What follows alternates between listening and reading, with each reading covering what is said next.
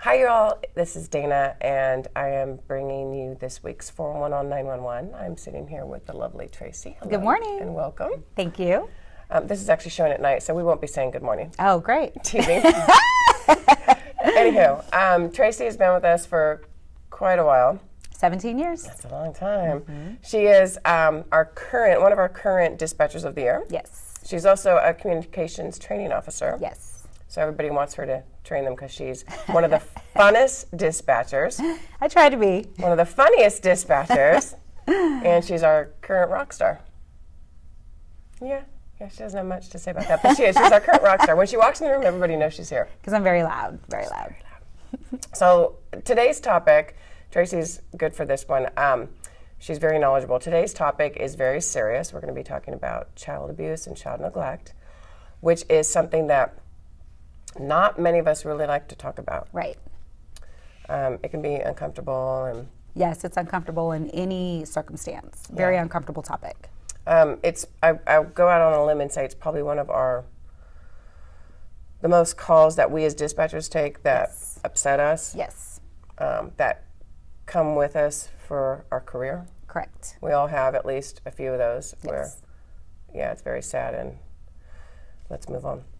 So some people don't even bring up child abuse or neglect for years and years and years. Is that right? That is correct. We receive calls from victims sometimes 10 to 20 years later, they're just advising waking up they and were thinking, an abuse victim. Yes. Yeah, okay. So let's go ahead and talk about the different types of abuse. What types are there? There's several types of abuse, but in our department, we experience a lot with physical, sexual, psychological, and neglect. Okay, and in all these cases for the children, does it matter how old they are? It does not matter how old they are. Every situation is different, but every situation is taken very seriously. So from 0 to 17, it doesn't really matter the age. Okay, and like we said, some people call back well after the fact. So if that it's is 20, correct. 30, yes. As long as the crime occurred before. That is correct, okay. Yes. And you mentioned neglect. Yes. What would that entail? Neglect is when a caretaker fails to provide a child's basic needs: food, water, clothing, shelter, electricity, things of that nature. Who gets involved if that happens?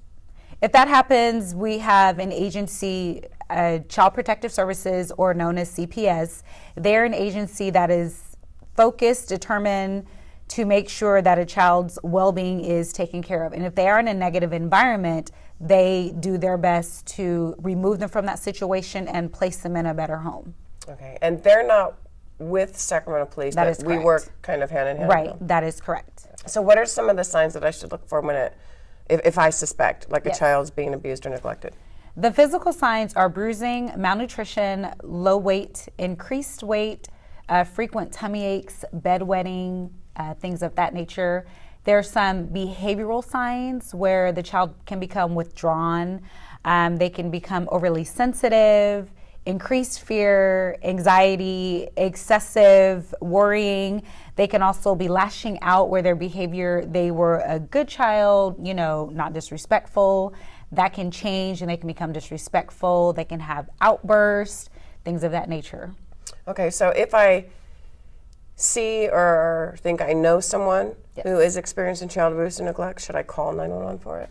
If it's currently going on, then yes, we want you to call 911 to get an officer out there so that they can take control of the situation and remove the child from any immediate danger. Okay, and if it's something where, say, I think it's going on, I'm not really sure, it's not occurring. Well, as far as I know, it's not occurring right now. It's just something that I've been thinking about for the past month or two. Would I call 911? You wouldn't call 911, you would call a non-emergency number and you would speak with the dispatcher, explain your concerns, and we would direct you from there. And if you had any further questions that maybe we couldn't answer, then you could contact CPS and they would advise you on how to go. Another avenue I wanted to advise everyone that the other form of abuse, the sexual abuse, some signs to look for with that would be the difficulty walking, the difficulty sitting, pain or itching in the genital area, there's bruising, there's bleeding, or even the child has an increased knowledge in sexual behavior that is not age appropriate.